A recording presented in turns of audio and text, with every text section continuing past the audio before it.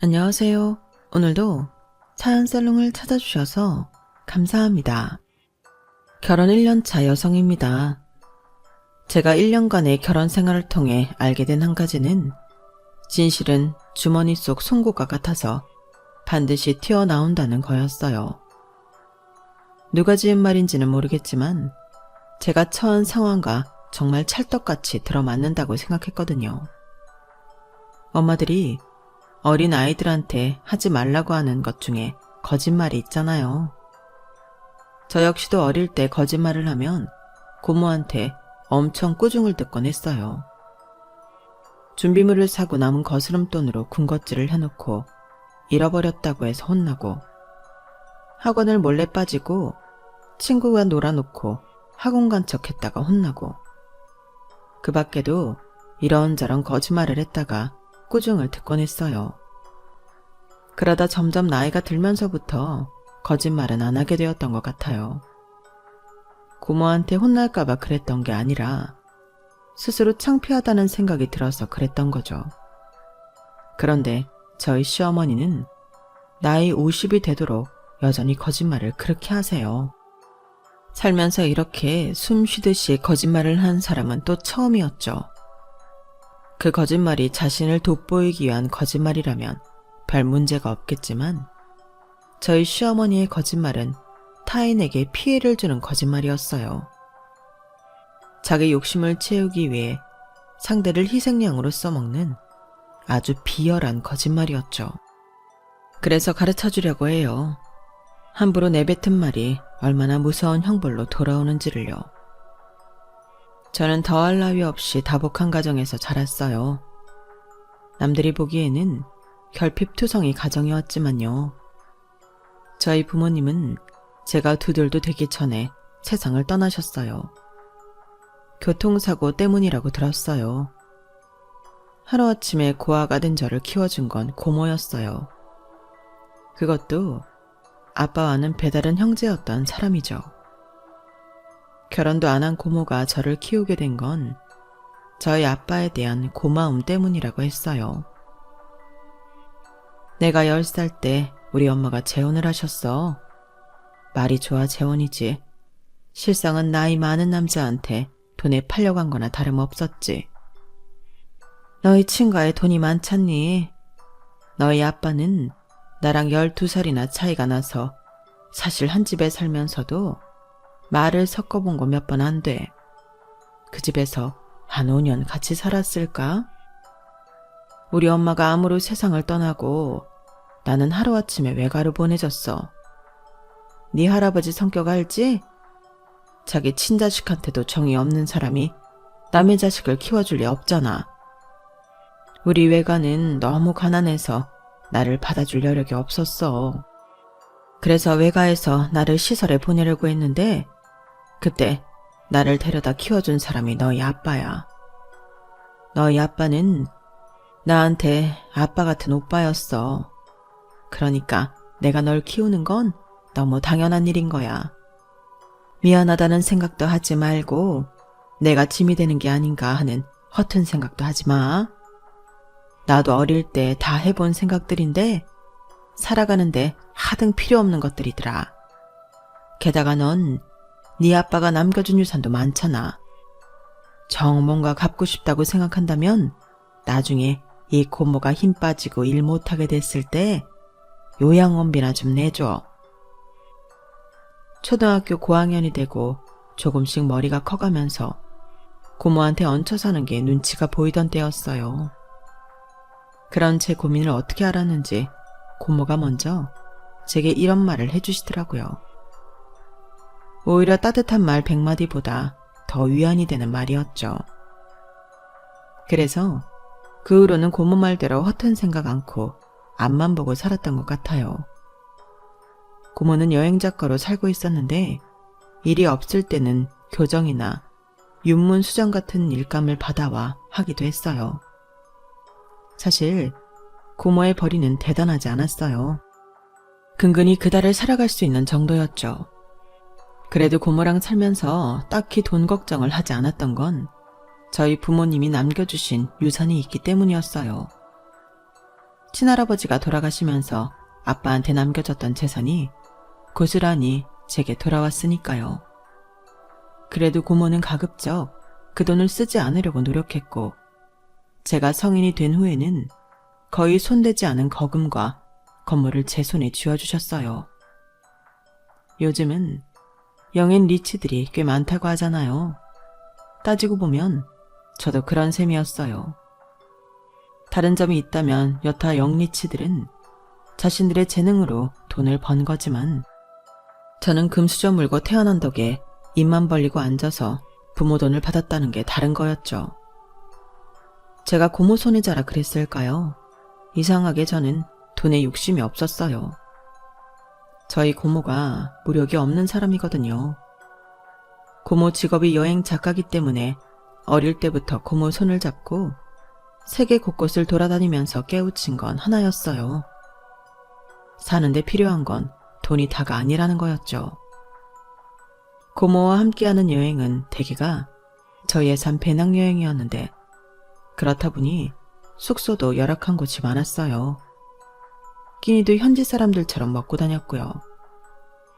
고모가 담당했던 주 여행지는 동남아와 인도, 남미 쪽이었는데, 그리 잘 사는 나라가 아니어서 돈은 적게 들었지만 숙식 역시 상태가 좋지는 않았어요.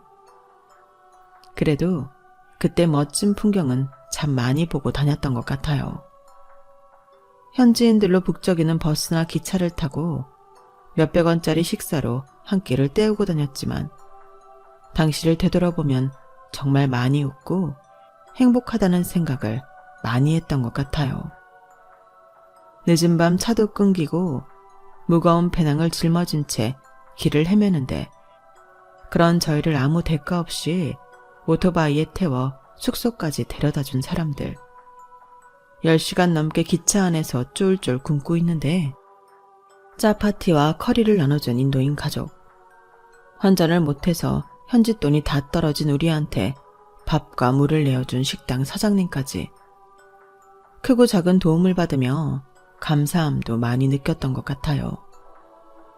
그럴 때마다 고모는 자신이 가지고 있는 것 중 꽤 좋은 것들을 선물로 주고 오곤 했어요. 가격만 두고 따져본다면 분명 고모가 손해였지만, 고모는 그런 걸 따지는 사람이 아니었어요. 야, 오늘 이 한 끼를 못 먹었으면 너랑 나랑 길바닥에서 쓰러져서 죽었을지도 몰라. 생명의 은인한테 시계 하나 준 게 뭐 대수라고 그래. 시계야 또 사면 되지. 안 그래? 이런 성격의 고모 밑에서 20년 넘게 살다 보니 저도 고모를 닮아갔고, 그래서 성인이 되고 아빠의 유산을 물려받게 되었을 때 기쁨보다는 부담감이 더 컸어요. 지금까지 고모랑 돈 없이도 행복하게 잘 살았는데, 이 돈 때문에 그 행복이 깨지지 않을까 하고 말이죠. 그래서 고모와 상의 끝에 건물과 그 밖의 부동산을 고모와 공동명의로 바꾸었어요. 다만 현금은 대학 등록금이며 어학연수를 다녀오는데 알차게 사용했고요. 이 돈으로 고모와 풍족한 여행을 떠나보기도 했지만, 오랜 시간 배낭여행이 몸에 밴 터라 호텔비로 하룻밤에 수십만 원을 내는 건 도저히 못하겠더라고요. 결국 하룻밤 겨우 자고 3만 원대 호텔로 옮겼어요. 저렴한 호텔방에 짐을 풀고서야 고모도 저도 안도할 수 있었죠. 그래, 우리한테는 이런 데가 편하지. 인피니티 풀이 있으면 뭐래. 그런 데를 가봤어야 쓸 줄 알지. 난 있지. 호텔 직원이 엘리베이터 잡아줄 때마다 속으로 고민했다니까. 이것도 팁을 줘야 하나 말아야 하나 하고 말이야. 내 돈 쓰면서도 어찌나 불편하든지. 확실히 난 5성급 호텔보다 여기가 100배 1000배 편해. 하룻밤에 3만 원밖에 안 하는데 조식까지 주니 얼마나 훌륭해. 그건 그런데 이러다가 아빠 유산 10분의 1도 못 쓰고 죽는 게 아닌가 싶어. 이렇게 인생이 궁색해서야 어디 손 떨려서 돈 쓰고 살겠냐고. 고모는 그렇다 치고 어떻게 조카까지 이렇게 저렴한 인생을 살게 하냐? 고모 때문에 평생 대접받고 살긴 글렀어. 그때 그렇게 장난처럼 했던 말이 정말 현실이 될 거라고는 전혀 몰랐어요. 대학을 졸업하고 출판사에서 일을 하던 저는 거래처 직원이었던 남편을 만나 3년 연애 끝에 결혼을 했어요. 평생을 고모와 단둘이 살다가 떨어져 살려니 걱정이 되더라고요. 어릴 때는 고모한테 기대 살다가 좋아하는 남자가 생겼다고 저만 쏙 빠져나가는 기분이었거든요. 특히나 저희 고모는 저를 키우는 동안 연애도 않고 혼자였던 터라 미안함은 더 컸죠. 웃기고 있네. 야, 내가 지금 얼마나 속이 시원한 줄 아니? 난 네가 평생 내 옆에 들러붙어 살까봐 그게 걱정이었던 사람이야. 허튼 생각 말고 네 가정 잘 꾸려나갈 생각이나 해. 그게 널 키워준 이 고모한테 할 수 있는 최고의 효도야. 알았어? 말은 그렇게 했지만 상견례를 앞두고 고모는 전과 달리 멍한 표정으로 앉아있는 날이 많았어요. 지금까지 그런 모습의 고모를 본 적이 없어서 내심 걱정이 되더라고요. 그래서 하루는 고모한테 얘기를 꺼냈죠. 신혼집을 고모 집 근처에 구할까 생각한다고요. 시도 때도 없이 자주 찾아올 테니 너무 서운해하지 말라고 말이죠. 그랬더니 아이고, 고양이가 쥐 생각해주고 있네. 제이야, 내가 걱정하는 건 그게 아니야. 고모가 애니? 혼자 살게 됐다고 걱정하게. 난 그저 네가 부모 없이 고모 손에 자란 걸로 네 시어머니한테 책 잡힐까봐. 그게 걱정인 거야. 며칠 뒤면 상견례인데 그날 무슨 말이 나올까 걱정도 되고, 부모 없이 자랐다고 네 시어머니가 너 구박할지도 모른다 생각하면 작아다가도 피가 거꾸로 솟는 것 같거든. 고모, 요즘에 그런 걸로 며느리 괴롭히는 사람이 어딨어. 그건 다 드라마에서나 나오는 일이야. 난 또 뭐라고. 그리고 영민 씨 어머니 그런 사람 아니야. 전에 인사드리러 갔을 때 보니까 성격이 쿨하시더라고. 부모 없이 자랐다고 무시당할 일 없으니까 걱정 마. 그렇다면 다행이고. 고모의 걱정과 달리 상견례장에 나온 시어머니는 연신 고모 칭찬을 하셨어요. 세상에, 어쩜 이렇게 조카를 잘 키워내셨어요? 제이는 어디 하나 버릴 게 없을 정도로 애가 정말 진국이에요. 능력도 있고 착하고, 게다가 성격이 얼마나 싹싹해요? 이게 다 고모가 사랑으로 키워주셔서 그런 거 아니겠어요? 난 정말이지 우리 며느리가 세계 최고라고 생각해요. 그렇게 좋게 봐주시니 감사합니다. 아무쪼록 잘 부탁드릴게요. 시어머니는 그날 입에 침이 마르도록 제 칭찬을 하셨어요. 그 모습에 내심 다행이다 싶었죠. 그런데 상견례를 마치고 돌아온 고모 표정이 이전보다 어두워 보이더라고요. 뭐가 마음에 안 들어 그러냐고 물었더니 네 시어머니 말이야. 아무래도 난 좀 마음에 걸려. 널 칭찬하는 게 너무 과하다고 생각되더라고. 내가 여행을 하면서 사람들을 많이 만나봤잖니? 인종과 국적을 불문하고 립 서비스가 과한 사람들 치고 진실된 사람이 없었어. 꼭 사기꾼처럼 먹잇감 앞에 놓고 속마음 감추려고 달콤한 말 내뱉는 것 같더란 말이지. 고모, 그건 좀 오바다. 아무렴 어머님이 그러시겠어? 나한테 뭘 뺏어갈 게 있다고. 이번 일은 고모 생각이 지나친 거야. 그랬으면 좋겠다만 글쎄다. 처음부터 저희 시어머니를 달갑지 않게 생각했던 고모는 결혼 후에 건물과 부동산을 제 단독 명의로 바꿔주는 걸 보류하셨어요. 그런데 나중에 보니 이게 신의 한 수였더라고요. 시어머니는 결혼 준비를 하면서도 매번 제 칭찬을 이어가셨어요. 신혼집을 고모 집 근처로 구하겠다고 하는데도 반대는커녕 칭찬을 하실 정도였죠. 그래, 잘 생각했다. 아무래도 고모님이 너 결혼하고 나면 적적하실 텐데 네가 곁에 살면서 자주 들여다 봐드려야지. 그게 키워준 분에 대한 도리가 아니겠니? 내 며느리지만 참 속도 깊구나. 저는 그런 어머님 말씀을 곧이곧대로 받아들였고 대신 제 뜻에 따라 고모 집 근처에 집을 얻는 대신 돈은 제가 대기로 했어요. 그러자 어머님은 펄쩍 뛰시며 그건 아니라고 하시더군요. 얘는 둘이 살 집을 왜 네 돈으로 하니? 우리가 없이 사는 사람도 아니고 네가 그러면 주변에서 우리 집 흉봐. 일단 내가 돈 만들기엔 시일이 촉박하니까 네 돈으로 먼저 잔금 치르고 차후에 내가 네 계좌로 돈 넣어줄게. 용인에 있는 아파트랑 양평 땅 정리하면 얼추 될 것 같거든. 네, 알겠습니다. 그럼 저는 집에 혼수 채울 거 준비할게요. 그래 참, 집 명의는 누구 명의로 할 거니? 요즘은 부부가 공동 명의로 한다지만 넌 네 명의로 된 건물도 있고 세금 문제가 걸리지 않겠니? 내 생각엔 일단 명의는 우리 영민이 앞으로 하는 게 좋을 것 같다. 다른 뜻은 없어. 세금 나가는 게 아까워 그러는 거지. 어머님 말씀대로 제 앞으로는 건물과 부동산이 있어서 집까지 사게 되면 세금이 엄청 오를 게 뻔했어요. 그래서 집은 남편 이름으로 하기로 했어요. 부동산 일부를 정리한 돈으로 신혼집 잔금을 치르고 그동안 제가 모은 돈으로 혼수도 준비했어요.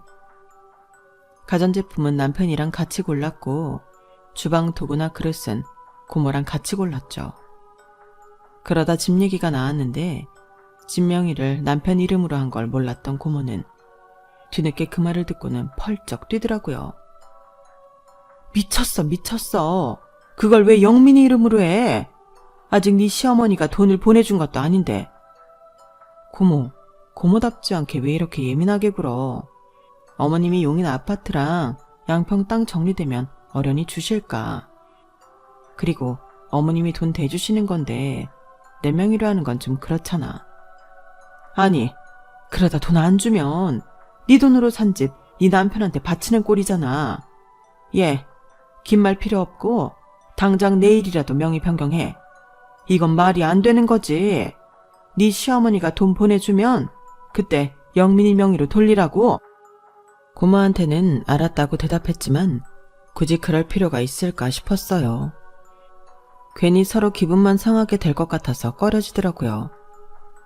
그래서 고모한테는 미안하지만 명의 변경 얘기는 남편한테 꺼내지도 않았어요. 정신없이 결혼 준비를 하는 사이 시간은 흘러 결혼식 당일이 되었어요. 저희 쪽 하객은 별로 없어서 신부 측 자리에 신랑 측 하객도 함께 앉게 되었죠. 어머님이 워낙 마당발이셔서 하객이 꽤 많았거든요. 일생에 한 번뿐인 결혼식이니 참고 버텼지. 그게 아니라면 정말 중간에 다 팽개치고 도망치고 싶을 정도로 피곤하고 힘들었어요. 결혼식을 마치고 공항으로 떠나려는데 어머님이 피곤에 쩔은 저를 보시더니 그러시는 거예요. 세상에, 결혼식 2번만 했다간 우리 며느리 잡겠네. 예, 비행기 안에서는 딴 생각 말고 푹 자라. 그래야 신혼여행지 도착해서 신나게 놀지. 참, 축의금 들어온 건 나한테 맡겨. 내가 너희 올 때까지 잘 맡아두고 있을게. 그때는 경황이 없어서 그러시라고 돈가방을 맡겼는데 이게 문제가 될 줄은 몰랐어요. 신혼여행에서 돌아와 시댁에 갔는데 어머님이 딴소리를 하시더라고요. 어머 얘, 그걸 왜 나한테서 찾니? 신부 측 축의금은 네 고모가 가지고 있겠지. 나야 신랑 측 축의금만 챙겼으니까. 어머님, 그날 저희 공항으로 떠날 때 분명히 어머님께 제 가방 드렸잖아요. 어머님이 맡아주시겠다고 하셔서요. 세상에, 너 지금 날 도둑놈 취급하는 거니? 아니, 내가 뭐가 부족해서 몇 푼 안 되는 네 축의금을 가로채니? 살다 내가 이런 누명은 또 처음 써본다. 예, 네 눈에는 내가 그렇게 만만해 보이니? 예쁘다 했더니 아주 시어머니 머리 위에 오르려고 그러네? 어머님은 대려 펄쩍 뛰면서 저를 이상한 며느리로 몰아가셨어요. 억울한 건 전데 말이죠. 제 앞으로 들어온 축의금이라고 해봐야 1,000만 원도 안 되는 돈에 불과했지만 그래도 이런 식으로 돈 뜯기고 이상한 사람 취급을 받게 되니까 못 참겠더라고요. 그래서 일단은 알겠다고 말씀드리고 다음날 바로 예식장을 찾아갔어요. CCTV를 확인하려고요. 그런데 하필 그 가방을 어머님께 전해드린 장소가 예식장 밖이라서 CCTV에는 찍힌 게 없더라고요. 하는 수 없이 벙어리 냉가슴을 앓고 있는데 고모가 웨딩 촬영을 해준 업체 연락처를 묻더라고요.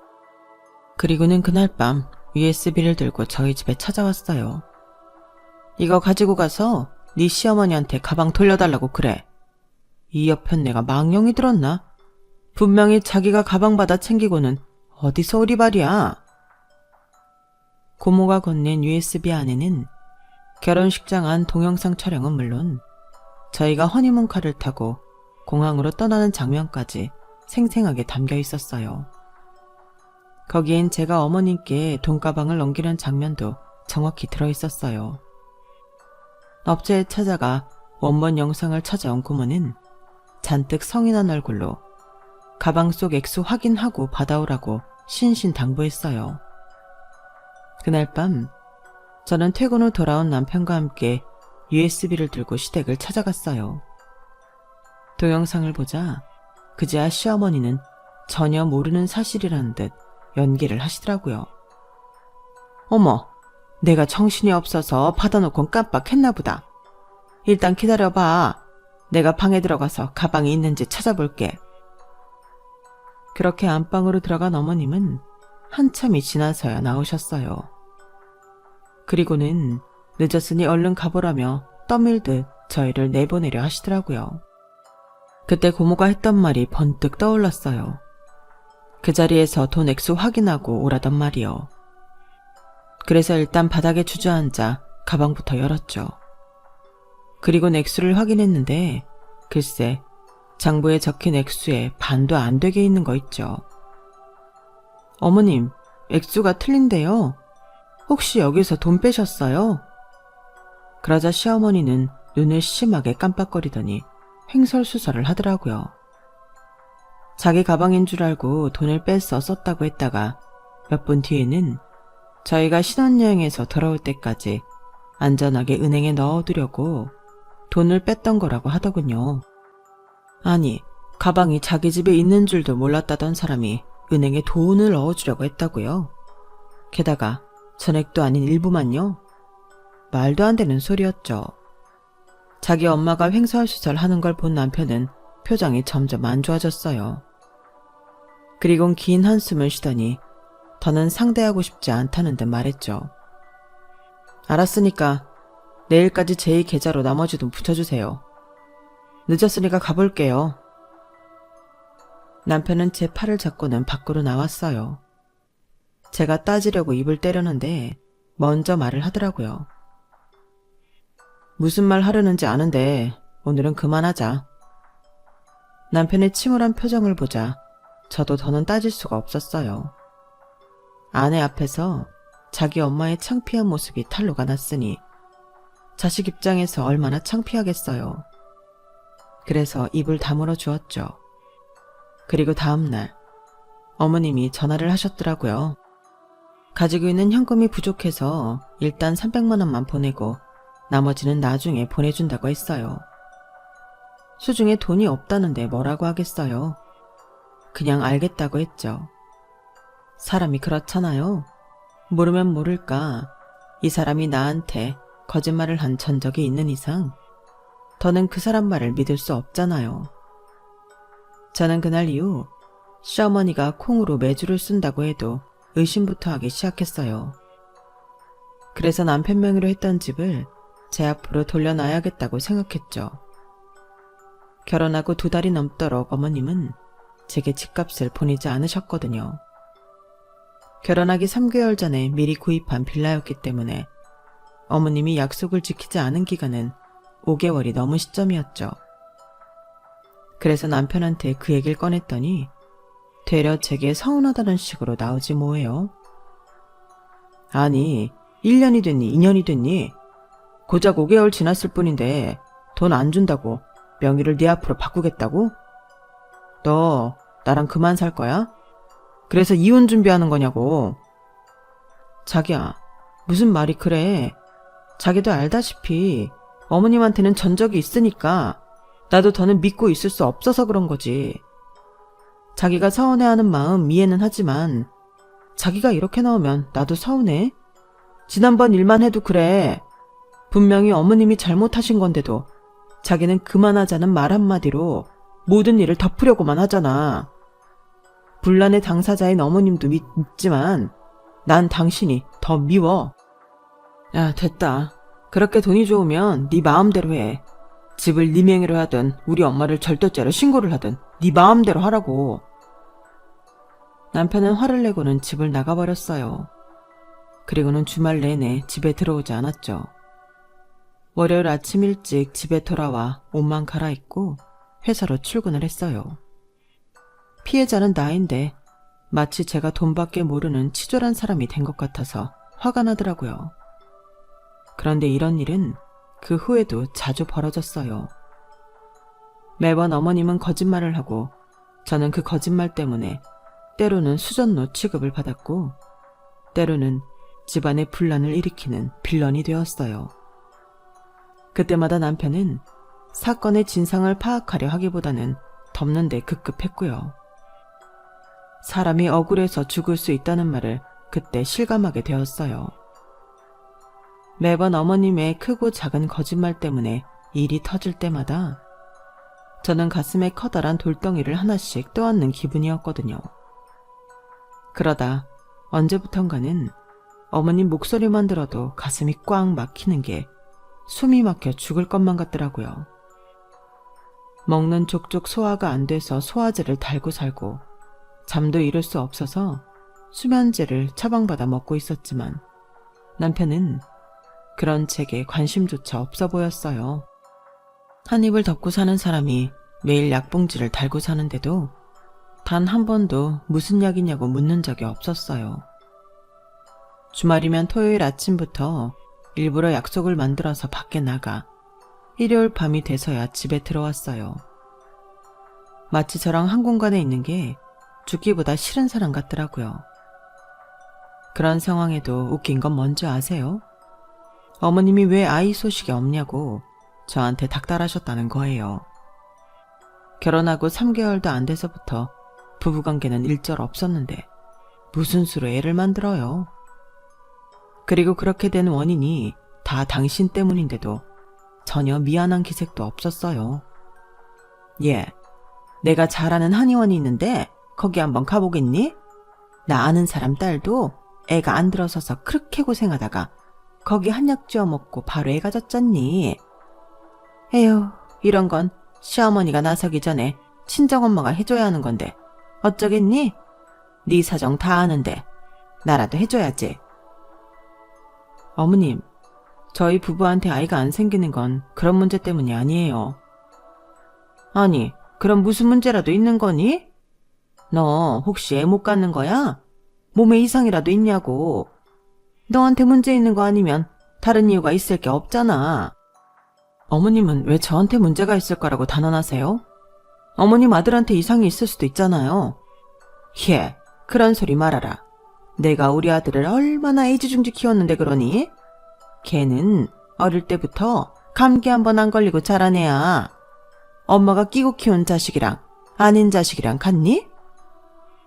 어머님은 이런 식으로 은근히 제가 부모 없는 자식이라는 걸 확인시켜 주셨어요. 그러한 사소한 말 한마디 한마디가 부모 없는 제게 얼마나 큰 상처가 되는지 생각도 않으시고요. 그럴 때마다 저도 모르게 고모를 찾아가게 됐어요. 고모 품에서 자라면서 저는 단 한 번도 외롭다는 생각을 해본 적이 없었는데 고모를 떠나 결혼을 한 순간부터는 매일매일 외롭고 허기지더라고요. 퇴근 후 터덜터덜 고모 집에 찾아가면 고모는 왜 왔냐? 무슨 일 있었냐? 이런 말은 일절하지 않으시고 밥상부터 차려주셨어요. 사람이 허기지면 기분부터 다운되는 법이야. 다 먹고 살자고 하는 일인데 잘 먹어야지. 찌개 다 끓었으니까 손 씻고 숟가락 놔. 그렇게 고모랑 식탁에 앉아 머리를 맞대고 밥을 먹고 나면 그래도 그 순간은 좀 살 것 같았어요. 고모 품을 떠난 독립을 하고도 여전히 고모한테 찾아와 투정을 부리는 아이처럼 보일까봐 가급적이면 저희 집안일은 고모한테 전하지 않는 편이었는데 그날은 도저히 안 되겠더라고요. 밥숟가락을 뜨는데 저도 모르게 굵은 눈물방울이 밥숟가락 위로 뚝 떨어졌어요. 그리고는 손쓸 겨를도 없이 눈물이 줄기차게 흘러내렸죠. 고모는 잠시 제가 우는 모습을 지켜만 보시더니 손등으로 눈물을 닦아주시며 그러셨어요. 힘들면 놓는 것도 방법이야. 사람이 죽을 것처럼 힘든데 손에 쥔 게 무슨 소용이니. 다 버리고 다시 시작하면 돼. 그러니까 너무 애쓰지 마. 한번 실패했다고 네 인생이 송두리째 뽑혀나갈 일 없어. 괜찮아. 괜찮다는 그 말에 그동안 기를 쓰고 참고 있던 제 자신이 무너져 내렸어요. 그래서 그동안 있었던 일을 고모한테 털어놓고 10살짜리 아이처럼 엉엉 울어댔죠. 그날 고모를 만나 딱히 해법을 찾은 건 아니었지만 그래도 누군가한테 속마음을 털어놓고 나니 가슴을 누르고 있던 돌덩이가 조금은 가벼워진 기분이었어요. 정 안 되면 헤어지면 되지. 이혼녀 딱지 하나 붙었다고 내 인생 파토나는 건 아니다. 주문을 외우듯이 속으로 되새기며 오늘만큼은 남편이랑 결판을 내야겠다고 생각했어요. 언제까지 피하고만 살 수는 없는 거잖아요. 그런데 현관에 들어선 순간 또다시 숨이 막혀왔어요. 시어머니가 와 계시더라고요. 제가 오기 전까지 남편과 무슨 중요한 이야기를 했는지 모르겠지만 제가 들어서자마자 TV를 끄듯 목소리가 뚝 끊겨버렸어요. 그리고는 가식적인 미소를 보이며 제게 다가오더군요. 우리 며느리 이 시간까지 일한 거야? 세상에, 너희 회사에는 직원이 너 하나뿐이라니? 가정도 있는 여자를 밤늦게까지 일을 시키면 어떡해? 그러다 남편한테 소박이라도 당하면 어쩌라고. 여자는 밤까지 일하면 남편한테 소박을 받는다는 법이라도 있던가요? 남편은 툭 하면 야근한다고 밤 늦게 오는데 그건 괜찮고 여자인 나만 안 된다니 어이가 없었어요. 안 그래도 할 말이 있어서 왔는데 잘 됐다. 너도 앉아봐. 네가 진명이 네 앞을 하겠다고 했다며. 내가 돈 안 붙여줬다고. 그래서 말인데 그 돈 줄게. 어머님은 백에서 은행 돈봉투를 꺼내 제게 내미셨어요. 거기엔 빳빳한 수표로 3억 5천만 원이 들어있더라고요. 제가 수표를 가만히 내려다보고 있었더니 남편이 한마디 했어요. 됐냐? 그 돈 받으니까 이제 속이 시원해. 이 돈 마련하느라 엄마가 집 담보 잡히고 대출까지 받았다고. 그러자 어머님은 화들짝 놀라시며 남편 입을 막았어요. 얘는 그런 소리를 뭐하러 해? 암튼 애초에 니들 집은 내가 해주겠다고 한 거니까 그 얘긴 그만하자. 그래 아가. 이제 받을 거 받았으니 그간 우리 사이에 얼굴 붉혔던 건 있도록 하자. 그리고 내가 오늘 니들 집에 온 거는 이 돈도 돈이지만 우리 새아가한테 큰 선물 하나 하려고 온 거야. 너 네 고모랑 공동명의를 가지고 있는 건물 한 30억 한다고 그랬니? 정확한 시세는 모르겠지만 그 정도 할 거예요. 그런데 그건 왜 그러세요? 그래? 30억이면 꼬마 빌딩 수준이겠구나. 야, 내가 너 제대로 된 건물주 만들어줄까 하는데 어떠니? 50억대 건물주. 어머님은 의기양양하게 저를 바라보며 미소를 지으셨어요. 하지만 저는 이제 어머님의 거짓말에 더는 속아줄 생각이 없었죠. 1,000만 원도 안 되는 축의금 빼돌리려다 개망신당하고 자기 입으로 집 해주겠다며 보내주나던 돈 3억 5천도 몇 달 동안 깜깜 무소식이다가 이제서야 돌려주면서 50억짜리 건물주를 만들어주겠다고요? 그걸 어떻게 믿습니까? 그래서 표정 변화 없이 말씀드렸어요.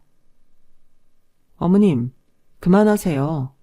이제 저 어머님께서 콩으로 매주를 쓴다고 하셔도 못 믿어요. 어머님은 저한테 신용을 잃으셨어요. 얘 말하는 것 좀 봐. 왜 내 말을 못 믿어? 내가 뭘 어쨌다고? 너 집값 좀 늦게 줬다고 시험이 나를 무시하는 거니?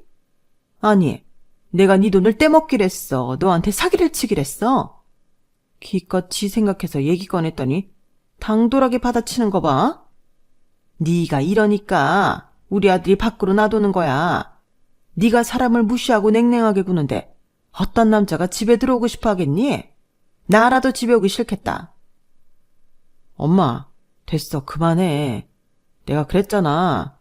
이 사람은 아예 대화할 생각이 없는 사람이라고. 사람이 말을 하면 들을 생각은 않고 지나가는 개가 떠드나 보다 이런 식이라니까. 그런데 무슨 대화를 해? 그리고 괜히 이 사람 생각해서 50억짜리 건물 주겠다는 생각도 하지 마. 엄마 알기를 뭐같이 하는 며느리한테 그런 걸 뭐하러 줘? 남편은 자기가 더 성을 내며 열분을 토했어요. 그쯤 되자 어머님이 나서서 남편을 진정시키는 상황이 되었죠. 영민이 넌 좀 가만히 있어봐. 네가 이렇게 화를 내니까 니처럼 대화를 할 수가 없잖아. 예, 아가. 그간 내가 몇 번 실수한 것 때문에 네가 내 말을 못 믿는 거? 난 그거 다 이해한다. 나라도 그랬을 거야. 그런데 이번 건은 달라. 절대 너한테 손해갈 일이 아니니까 한번 들어보기나 해. 내가 부동산 쪽에 발이 넓은 건 너도 알고 있지? 니들 결혼식에도 부동산 큰손인 첨당동 박 사장님이랑 평창동 사모님 오셨었잖아. 서울 시내 부동산 좀 가진 사람들 치고 그분들 모르는 사람이 없다? 왠지 아니? 알짜배기 건들은 다 그분들 손을 거쳐서 연결되기 때문이야. 부동산 브로커 끼고 부동산 투자하는 사람들은 다들 하수야, 하수. 그 두 사람 손을 잡아야 크게 한몫 잡을 수 있는 거지. 그런데 다행히 이번에 내가 두 분이 기획하는 사업에 끼일 수 있게 됐지 뭐니? 그래서 말인데 현재 분양 중인 아파트에 10억만 투자해다오. 그것만 해주면 이번에 계획 중인 신도시 사업에 나도 숟가락 좀 얹을 수 있거든. 그러면 나 죽을 때 50억짜리 건물 네 앞으로 남겨줄게. 10억짜리 아파트 하나로 50억짜리 건물 갖는 건데 이보다 남는 장사가 어딨니? 그 아파트가 단지수도 꽤 되고 위치도 참 좋은데 건설사 네임밸류가 약해서 아직까지 미분양됐지 뭐니. 그렇다고 이게 돈이 안 되냐? 그건 절대 아니야. 한 5년만 지나봐라. 45억 뛰는 건 일도 아니야. 어때? 너도 구미가 당기지? 나 원참 살다 이렇게 허술한 사기는 또 처음이었어요. 아니, 그렇게 위치도 좋고 다 좋은데 미분양이 난리가 있어요? 우리나라처럼 아파트 잘 팔리는 나라에서요? 말도 안 되죠. 그리고 고작 10억짜리 아파트 하나 사준다고 정부에서 진행하는 신도시 사업에 참여하게 해준다고요? 하, 지나가던 개가 다 웃겠어요. 거짓말도 좀 성의껏 해보든가. 어쩜 이런 수준으로 저를 속이겠다고 그러는 건지. 그런데 더 웃긴 건 뭔지 아세요? 제 남편은 벌써부터 어머님의 이 계획을 듣고 50억짜리 건물주가 된 것처럼 들떠있더란 거예요. 그 모습을 보니 그 어머니의 그 아들이구나 싶더군요. 웃음을 참느라 혀를 깨물고 있던 저는 제 입에서 무슨 말이 나올지 오매불만 기다리고 있는 시어머니한테 한마디 해드렸어요. 어머님, 올해 연세가 50이신데 언제 돌아가실 줄 알고 그 유산을 기다려요? 차라리 제가 가진 건물 팔아서 차익 남기는 게 빠르죠. 그리고 어머님 말대로 건물 담보로 은행 대출 받으면 은행 이자는요? 요즘 은행 이자 높은 거 어머님도 아시죠? 그런데 어머님 계산엔 그런 건 빠져 있잖아요. 너무 허술해요. 그리고 고작 10억 투자한다고 신도시 사업에 참여시켜준다는 건 더더욱 말도 안 되고요. 그리고 요즘 넘쳐나는 게 신도시인데 거기에 지어진 아파트들도 죄다 미분양이잖아요. 일단 사람이 몰리지 않는데 50억 건물은 지어서 뭐 하겠어요. 암튼 재밌는 얘기 잘 들었고요. 저는 투자 안 할래요. 호구가 아니고서야 그런 말에 안 속죠. 그런 말에 속는 사람이 바보 아니겠어요? 뭐야? 너 그 말은 내가 호구란 소리냐? 나보고 바보로 간 거야? 어머님도 참 말이 그렇다는 거죠. 아, 그리고 저도 어머님이랑 이희한테 할 말이 있어요. 제가 심사숙고해서 결정한 건데요. 저 이희랑 헤어지려고요. 부부가 한평생 살아가려면 서로에 대한 신뢰가 있어야 하잖아요. 그런데 영민 씨는 부부간의 신뢰를 저버렸어요. 처음엔 저랑 싸우면 주말에 어머님 댁에 가곤 했잖아요. 그래서 최근까지도 그런 줄 알았거든요. 그런데 알고 보니까 전에 사귀던 여자친구 집에서 밤을 보내고 오는 거였더라고요. 그 말에 남편은 얼굴이 사색이 되었어요. 그리곤 허둥지둥 변명을 늘어놓았죠. 아니, 그건 오해야. 어쩌다 보니까 단골 술집에서 마주쳤다가 그날 내가 술이 많이 취하는 바람에 걔네 집에 가긴 한 건데 정말 아무 일 없었어. 딱 한 번이었다고. 영민 씨, 자기도 이제 보니 자기 엄마 쏙 닮았구나. 무슨 거짓말을 그렇게 대책 없이 해. 그 전 여자친구 인별에 사진 올라온 것만 해도 몇 장인데 그 집에 드나든 지 반년도 넘었던데 사진 밑에 날짜 다 찍히는 거 몰랐어? 요즘은 어지간히 계획 짜지 않으면 여기저기 흔적이 남아서 거짓말하기 참 힘들어. 머리 나쁘면 거짓말도 못한다? 그 여자도 참 웃기지. 가정 있는 남자랑 외도하는 주제에 그런 사진을 버젓이 인별에 올리고 말이야. 나한테 소송당하고 나서 회사랑 주변에 개망신을 톡톡히 당해봐야. 아, 내가 인생 잘못 살았구나. 반성하려나? 암튼 그건 니들이 알아서 할 일이고 난 결벽증이 있어서 남이 쓰던 거 같이 못 쓰거든. 그래서 그냥 너 그 여자한테 주려고. 아, 그리고 어머님도 인생 그렇게 살지 마세요. 그 나이 먹고도 구질구질하게 매번 거짓말을 하세요. 초딩도 아니고. 그리고 왜 3억 5천만 주세요? 680만 원 더 주셔야죠. 기억 안 나세요? 저희 결혼식 날 어머님이 제 축의금 가방에서 슬쩍 한 돈.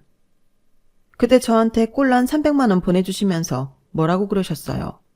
나머지는 조만간 보내주겠다고 하셨잖아요. 10억도 우습게 하시는 분이 6,800만 원도 아니고 꼴랑 680만 원을 나눠 먹으려고 그러셨어요? 에이, 쪽팔린다. 그 돈도 이번 주 내로 제 계좌로 입금해 주세요. 그리고 저 내일 출근해야 하니까 그만 돌아가 주세요. 저는 할 말을 하고는 안방으로 들어가 문을 걸어 잠궜어요. 이미 남편과는 각방 생활을 하고 있어서 남편이 안방에 들어올 일은 없었으니까요. 제가 옷을 갈아입는 동안 거실에서는 두 모자의 열띤 공방전이 이어졌어요. 제게 10억 투자를 받으려고 집값 3억 5천을 여기저기서 빌린 모양이더라고요.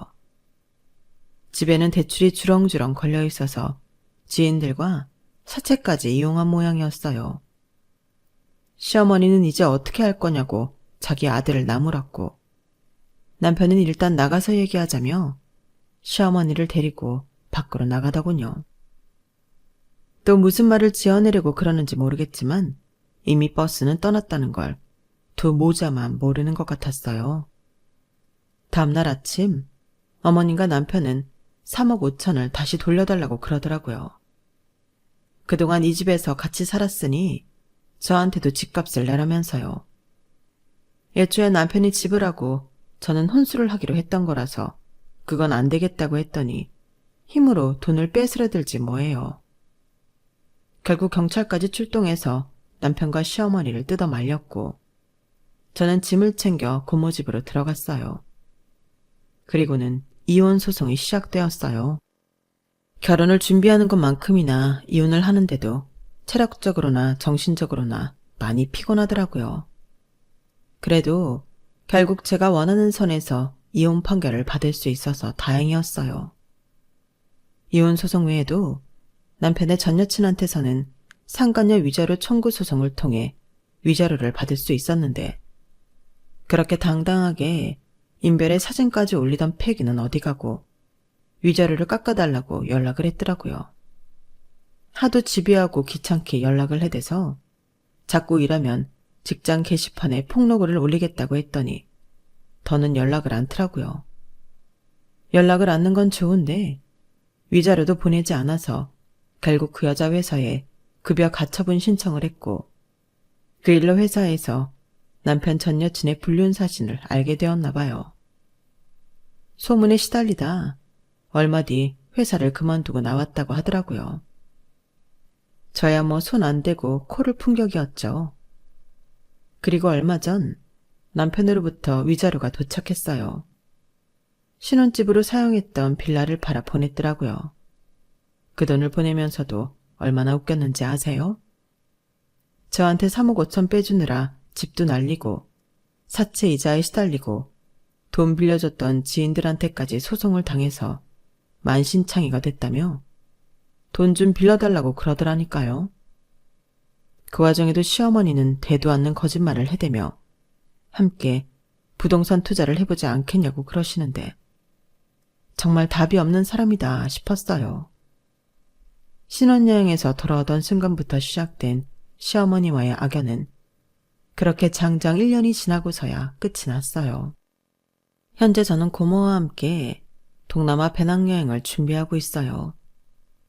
지난 1년간 심적으로 너무 힘들었어서 여행을 통해 그간 받은 상처를 치유해 볼 생각이거든요. 그래서 초등학생 때 처음 고모와 함께 떠났던 동남아로 여행지를 정했어요. 감당할 수 있는 무게의 배낭을 지고서 현지인들 속에 섞여 바다도 보고 산도 오르면서 시간을 보내고 싶거든요. 내 선택에 의해 겪게 된 시련이었던 만큼 제 스스로 치유도 해볼 생각입니다. 이혼은 한 번의 실패일 뿐 내 인생 전체의 실패는 아니니까 다시 일어설 수 있을 거라고 생각해요. 지금까지 제 사연을 들어주셔서 감사합니다. 들어주신 모든 분들 행복하세요. 여러분, 사연 댓글에 응원과 현명한 조언 부탁드려요. 좋아요와 구독은 저에게 큰 힘이 됩니다. 오늘도 좋은 일 가득하세요.